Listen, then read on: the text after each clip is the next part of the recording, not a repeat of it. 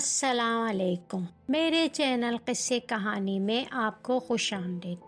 سنتے ہیں آج ایک نئی سٹوری جس کا نام ہے شرارتی جنات۔ آج میں بہت بڑے نقصان سے دوچار ہوا تھا۔ وہ 13 کے 13 کمرے میری آنکھوں کے سامنے سوکھے ہوئے تنکوں کی طرح جل رہے تھے، جن میں خاندان کا سال بھر کا اناج ذخیرہ تھا۔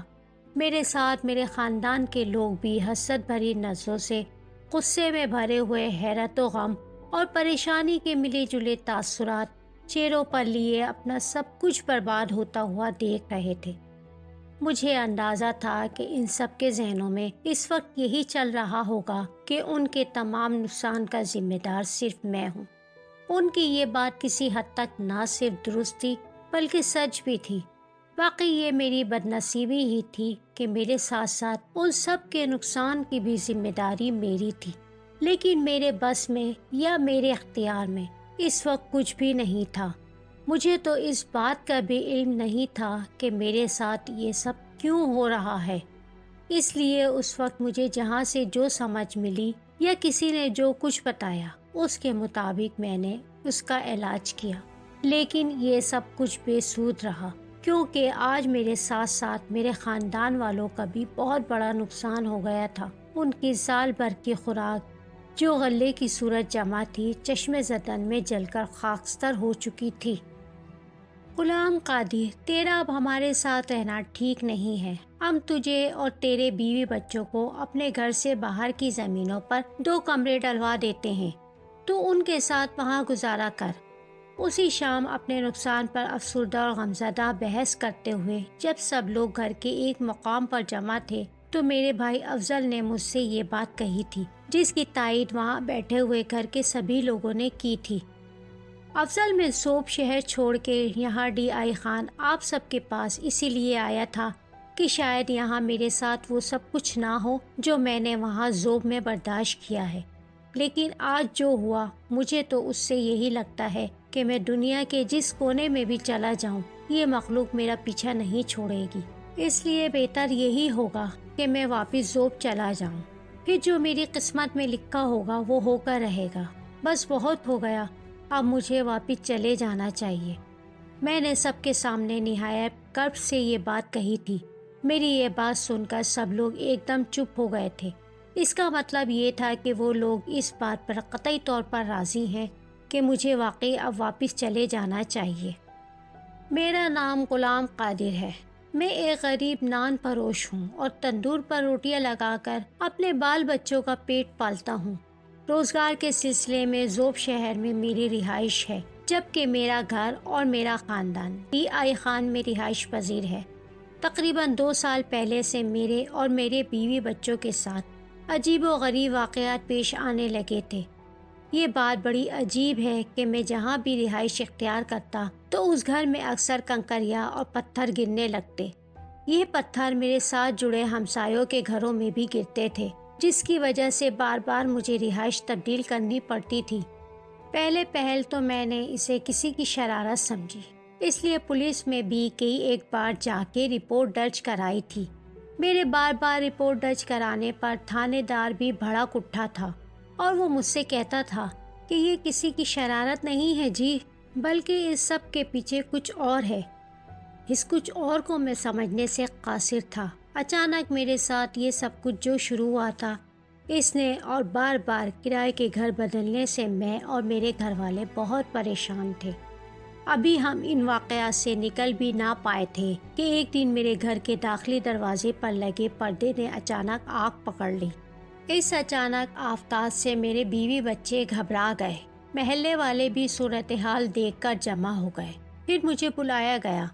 کسی بزرگ نے مجھے کہا کہ یہ شرارتیں میرا کوئی دشمن کرا رہا ہے۔ میں نے اپنے دل میں سوچا کہ مجھ جیسے غریب کا بھی کوئی دشمن ہو سکتا ہے۔ یہ بات میری سمجھ سے باہر تھی۔ خیر، ہم نے کسی طرح پردے میں لگی آگ بجھائی اور جلا ہوا پردہ ہٹا کر دوسرا پردہ لگا دیا۔ ابھی ہم سب اس اچانک رونما ہونے والے واقعے پر غور کر ہی رہے تھے کہ ہماری آنکھوں کے سامنے صحن میں خود بخود آگ بھڑک اٹھی۔ یہ منظر دیکھ کر وہاں کھڑے ہر شخص کے حواس گم ہو گئے۔ میری پریشانی دیدنی تھی۔ آگ جل رہی تھی اور ہم میں سے کوئی بھی اسے بجھانے کے بارے میں نہیں سوچ پا رہا تھا۔ سب لوگ حیران و پریشان تھے کہ ہماری آنکھوں کے سامنے خود بخود آگ کیسے لگ گئی۔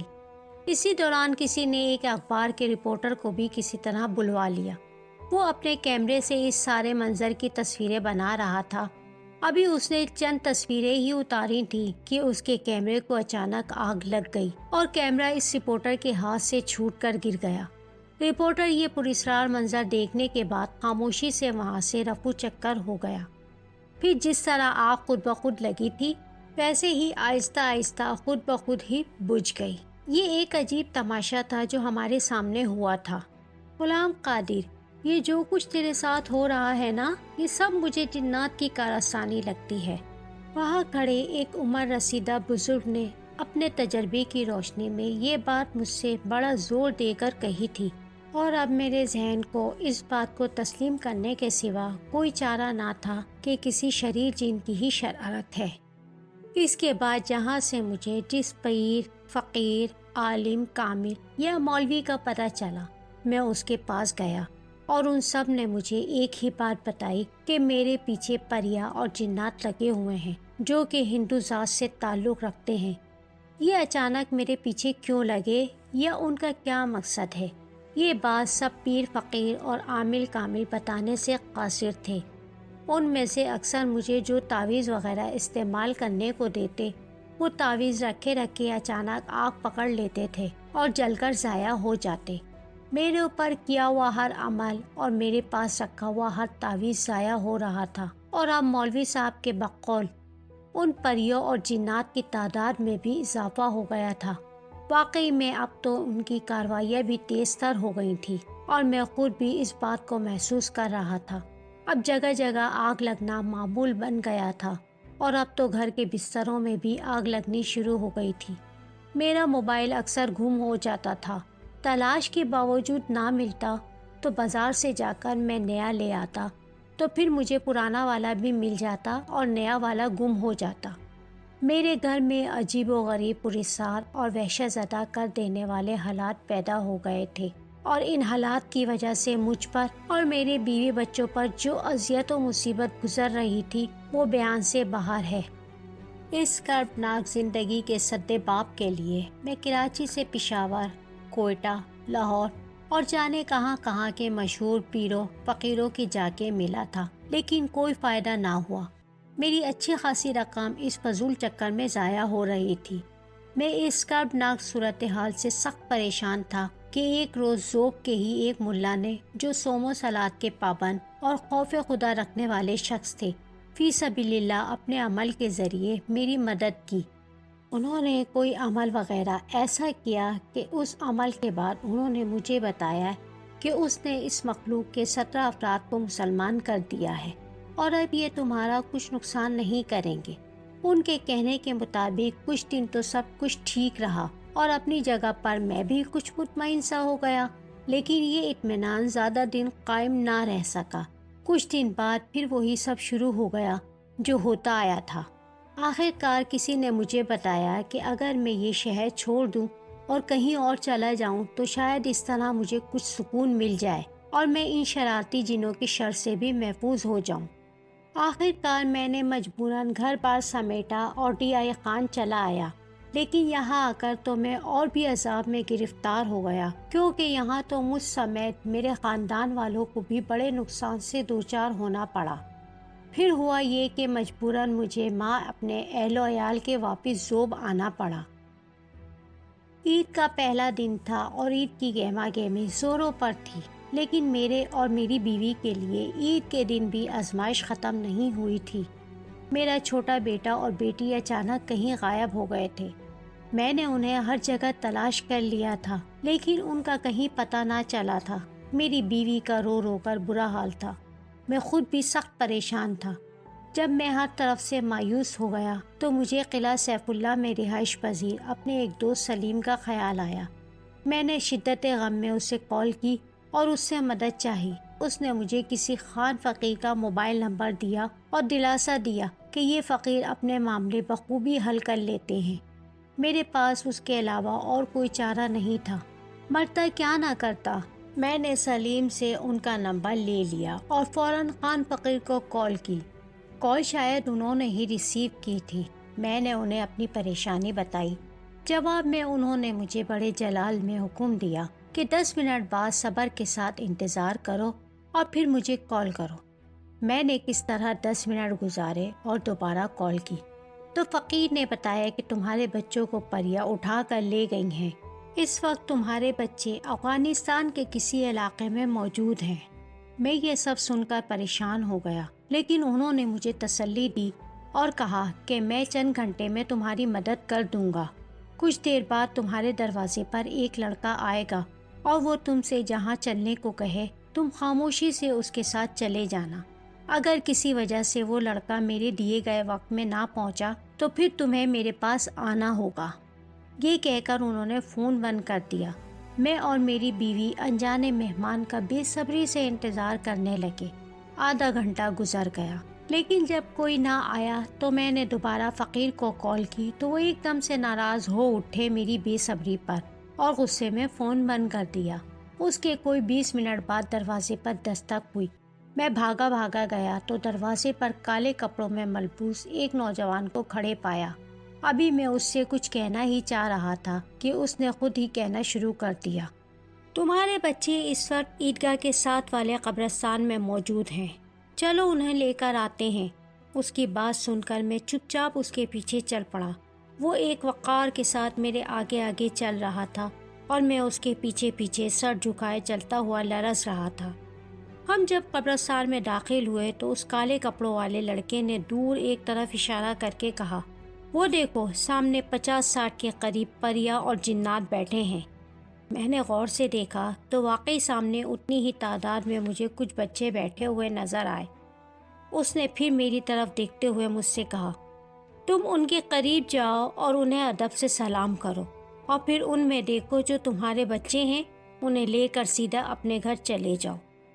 میں نے اس کی بات بغور سنی، اس بات میں سر ہلایا اور لرزتے قدموں سے آگے کی طرف بڑھا۔ کچھ قدم چل کر میں نے لڑکے کو دیکھنے کی غرض سے کہ وہ موجود ہے یا نہیں، جو منہ پھیرا تو وہاں اس لڑکے کا نام و نشان بھی نہ تھا۔ میں گھبرا گیا کہ اچانک یہ لڑکا کہاں چلا گیا۔ خوف کے مارے میرے پیروں تلے زمین نکلی جا رہی تھی۔ پھر میں نے فوراً بچوں کی طرف نگاہ دوڑائی تو وہاں کسی بچے کا بھی نام و نشان تک نہ تھا۔ میرے سارے بدن میں سنسنی سی دوڑ گئی۔ میں نے فوراً خان فقیر کو وہیں سے کال کی اور سارا ماجرا انہیں سنایا تو انہوں نے مجھ سے کہا کہ یہ پریاں اور جنات ضدی قسم کے لوگ ہوتے ہیں، کیونکہ یہ لوگ جو تمہارے پیچھے پڑے ہوئے ہیں ہندو قوم سے تعلق رکھتے ہیں، لہٰذا اب ان کے ساتھ باقاعدہ فیصلہ کرنا پڑے گا۔ اب تم ایسا کرو کہ وقت ضائع کیے بغیر آج ہی میری طرف آنے کے لیے روانہ ہو جاؤ، اور ہاں، جو لڑکا تم نے کالے کپڑوں میں دیکھا تھا وہ میرا فقیر تھا۔ بابا کی بات سن کر میں نے جانے کی تیاری شروع کر دی، اپنی بیوی کو دلاسا دیا اور بلا تاخیر فقیر سے ملنے کے لیے روانہ ہو گیا۔ رات 10 بجے کے قریب میں ڈی آئی خان پہنچا تھا۔ خان فقیر نے مجھے ڈی آئی خان تو بلوا لیا تھا، لیکن میرے پاس ان کا کوئی اتا پتہ نہیں تھا، بس ایک موبائل نمبر ہی تھا جس سے میں ان سے رابطے میں تھا۔ میں نے شہر میں اترتے ہی خان فقیر کو کال کی۔ اس نے مجھے بتایا کہ وہ فلاں روڈ پر فلاں جگہ بیٹھا ہوا ہے۔ وہ ملنگ قسم کا بندہ ہے اور اس کے ساتھ ہی ایک چھوٹی عمر کا بچہ بھی سائٹ پر بیٹھا ہوا ہے۔ اس کے علاوہ بھی اس نے اپنی کچھ مخصوص نشانیاں بتائیں، تو پھر میں اس کے بتائے ہوئے روڈ کی طرف روانہ ہو گیا اور کچھ دیر بعد میں اپنی مطلوبہ جگہ پر پہنچ چکا تھا۔ خان فقیر کو بھی ڈھونڈنے میں مجھے زیادہ دقت نہیں ہوئی، کیونکہ اس کی بتائی ہوئی نشانیوں سے میں نے اسے پہچان لیا تھا۔ میں اس کے قریب گیا اور ادب سے جھک کر سلام کیا۔ جواب میں اس نے میرا ہاتھ پکڑا اور چپ چاپ مجھے لیے ہوئے چائے کے ڈھابے نما ہوٹل میں داخل ہو گیا۔ رات کے اس مخصوص پہر میں بھی وہ ہوٹل کھلا ہوا تھا، لیکن ہم دونوں کے علاوہ وہاں کوئی اور نہ تھا۔ چائے پینے کے بعد اس نے مجھے وضو کرنے کو کہا۔ میں نے ہوٹل کے باہر لگے نل سے وضو کیا، پھر اس نے مجھے اپنے پیچھے آنے کا اشارہ کیا اور چل پڑا۔ وہ آگے آگے تھا اور میں اس کے پیچھے۔ رات کے سناٹے میں صرف ہماری چپلوں اور گہری گہری سانسوں کی آواز ہی آ رہی تھی۔ کچھ دیر چلنے کے بعد ہم ایک قبرستان میں داخل ہو گئے۔ قبرستان میں ہو کا عالم تھا، ہر طرف گہرا سناٹا، ایسا خوفناک سناٹا جو روح میں سنسنی پیدا کر رہا تھا۔ میرا دل زور زور سے دھڑک رہا تھا۔ خان فقیر نے قدرے کھلی جگہ پر ایک بڑا سا دائرہ اپنی لاٹھی سے بنایا اور اس کے بعد مجھ سے گویا ہوا، سنو، جب تک میں تم سے نہ کہوں اس حصار سے باہر نہ نکلنا اور نہ ہی اٹھنے یا ہلنے جلنے کی کوشش کرنا ہے، چاہے کچھ بھی ہو جائے، ورنہ جو بھی کچھ ہوگا اس کے ذمہ دار صرف تم ہوگے۔ اب تم فوراً اس دائرے کے اندر آ جاؤ، جلدی کرو۔ میں ان کی بات سن کر فوراً اس دائرے میں داخل ہو گیا۔ وہ فقیر خود بھی دائرے میں الٹی پلٹی مار کر ایک طرف بیٹھ گیا۔ میں نے بھی فوراً اس کی تلقین کی اور ان کی شبیہ بن کر بیٹھ گیا۔ دائرے سے باہر پیر بھی نکالا تو مر جائے گا، یہ بات ایک بار پھر کان کھول کر سن لے۔ خان فقیر نے مجھے آخری بار تنبیہ کی اور پھر آنکھیں بند کر کے منہ ہی منہ میں کچھ پڑھنے لگا۔ وہ بے خوف ورد کر رہا تھا، میں ساکت و جامد اپنی جگہ پر بیٹھا ہوا تھا، لیکن قبرستان کے وحشت زدہ ماحول سے میرا دم گھٹنے لگا تھا۔ ہر طرف گہرا سکوت طاری تھا، جبکہ کہیں کہیں جھینگر کی آواز بلند ہوتی تو اس کے خوف سے بھی مجھ پر وحشت سی طاری ہو جاتی۔ حالانکہ جھینگر سے کیا خطرہ، لیکن اس وقت کا ماحول مجھے بہت ہی ہیبت ناک لگ رہا تھا۔ فقیر خان کو چاپ کرتے ہوئے ابھی کچھ ہی دیر گزری تھی کہ قبرستان میں عجیب و غریب قسم کی آوازوں کا ایک شور بپا ہو گیا۔ میں اس شور کو سمجھنے سے قاصر تھا، اور جو کچھ سمجھ آ رہا تھا تو صرف اتنا کہ مختلف قسم کی چیخیں فضا میں گونج رہی تھیں۔ ابھی یہ خوفناک چیخیں جاری تھیں کہ ایک دم دائرے کے باہر پتہ نہیں کہاں سے سینکڑوں بلیاں اور کتے جمع ہو گئے۔ میں نے خوف زدہ آنکھوں سے دیکھا کہ بلیوں کی آنکھوں میں وحشت ناچ رہی تھی اور وہ اپنی مخصوص آوازوں میں چلا رہی تھی۔ کتے بھی غصے سے باولے ہوئے جا رہے تھے، وہ زور زور سے بھونک رہے تھے۔ اتنا شور اور اس وحشت ناک ماحول کو دیکھ کر میرے تو رونگٹے کھڑے ہو گئے۔ ڈر کے مارے میرا برا حال تھا، بار بار جی میں آ رہا تھا کہ فوراً یہاں سے اٹھ کر بھاگ جاؤں، لیکن پھر خان فقیر کی تنبیہ یاد آ جاتی تھی۔ یہ تو صرف میں اور میرا خدا ہی جانتا ہے کہ میں کس طرح وہاں بیٹھا ہوا تھا۔ کتے بلیاں مسلسل چیخ رہے تھے، اب تو ان کی چیخوں میں گالیاں بھی نمایاں ہو گئی تھیں۔ کوئی تو بہت ہی غلیظ اور اخلاق سے گری ہوئی گالیاں دے رہا تھا۔ میرا ڈر تھا کہ بڑھتا ہی جا رہا تھا، اور اس سے پہلے کہ میں اٹھ کھڑا ہوتا، خان فقیر نے ایک دم آنکھیں کھول لی اور میری طرف اپنی انگارہ بھری نگاہوں سے دیکھتے ہوئے کہا، وہ مکہ پر راضی ہو گئے ہیں، لیکن اب وہ جو بھی مانگیں گے تجھے دینا ہوگا، بولو منظور ہے؟ میں نے فوراً اقرار میں سر ہلا دیا۔ خان فقیر نے پھر آنکھیں بند کر لی۔ ابھی انہیں آنکھیں بند کیے ہوئے چند منٹ ہی گزرے تھے کہ کہیں سے ایک بھیانک آواز گونجی تھی۔ یہ آواز مرد کی تھی یا عورت کی، یہ میں سمجھنے سے قاصر تھا، لیکن وہ آواز بہت ہی خوفناک تھی اور بہت صاف سنائی دی تھی۔ اس سے بڑے صاف اور واضح الفاظ میں کہا تھا، 25,000 25,000 لیں گے ہم اس سے، اور اس کا یہ موبائل بھی جو اس وقت اس کی جیب میں ہے، یہ بھی اسے دینا ہوگا، اور ایک کالا بکرا بھی اسے ہمیں دان کرنا ہوگا، ورنہ ہم اسے نہیں چھوڑیں گے ایسے۔ اتنا کہہ کر وہ خوفناک آواز آنا بند ہو گئی تھی۔ خان فقیر نے میری طرف سوالیہ نظروں سے دیکھا، جیسے پوچھ رہا ہو کہ کیا ارادہ ہے اب۔ ان کی نظروں کا مفہوم سمجھ کر میں گھبراہٹ سے بولا تھا، فقیر بابا موبائل دے دیتا ہوں، پیسوں کا بندوبست بھی میں کر لوں گا کسی نہ کسی طرح، لیکن میں بہت غریب آدمی ہوں، بکرے کا بندوبست میں کہاں سے کروں گا۔ ابھی میں نے اتنا ہی کہا تھا کہ وہ بھیانک آواز ایک بار پھر فضا میں گونجی، تیرا ایک گائے کا بچڑا بھی ہے نا، چل تو وہ ہی دے دے۔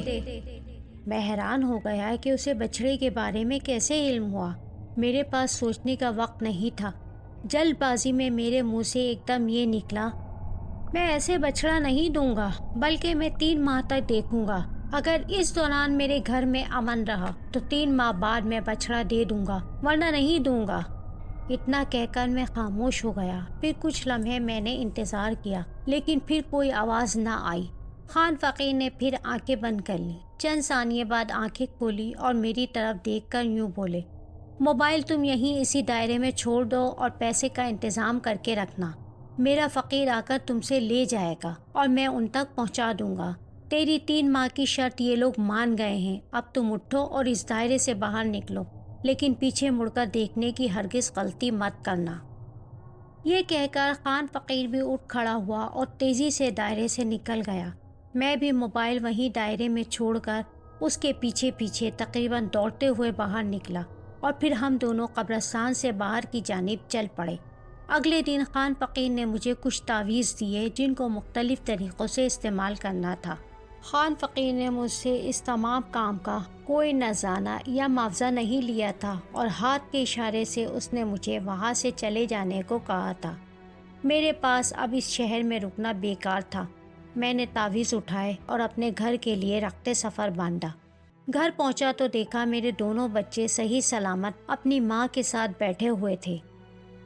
میری بیوی نے مجھے بتایا کہ کچھ ہی دیر پہلے ہی بچے اس صحن میں بیٹھے ہوئے نظر آئے ہیں، تو میں نے اللہ تعالیٰ کا شکر ادا کیا ہے۔ اس کے بعد میں نے کسی نہ کسی طرح 25,000 کا بندوبست کیا اور اپنے لیے ایک موبائل بھی خریدا۔